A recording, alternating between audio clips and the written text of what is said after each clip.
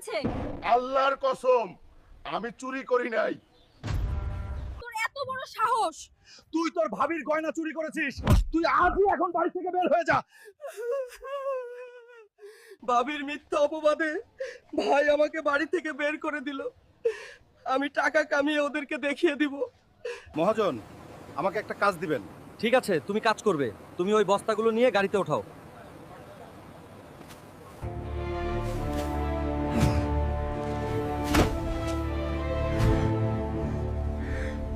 মহাজন, টাকাগুলো অনেক কষ্টের, জীবন বড়ই অদ্ভুত। ছোট ভাই শুনো, কাজ করলে দুনিয়াতে টাকার অভাব হয় না। ও হালকা ভাই, ভাগ্যকে পরিবর্তন করার জন্য একটা লটারি কাটো, দেখো ভাগ্য পরিবর্তন হয়ে যাবে। ঠিক আছে ভাই, আমাকে একটা লটারি দাও। আমাদের আজকের পর্বের বিজয়ীর নাম মোহাম্মদ হালকা। হালকা 1 কোটি টাকা বিজয়ী হয়েছেন। ওই বুড়া খাটাস, তোর ভাই 1 কোটি টাকা পায় লটারিতে, তুই জীবনে কি করলিস?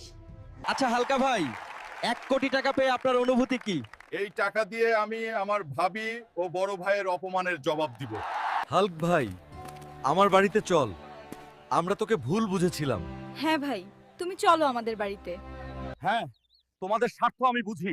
যখন আমার টাকা ছিল না, মিথ্যা অপবাদ দিয়ে বাড়ি থেকে তাড়িয়ে দিয়েছো, এখন আসছো নিতে।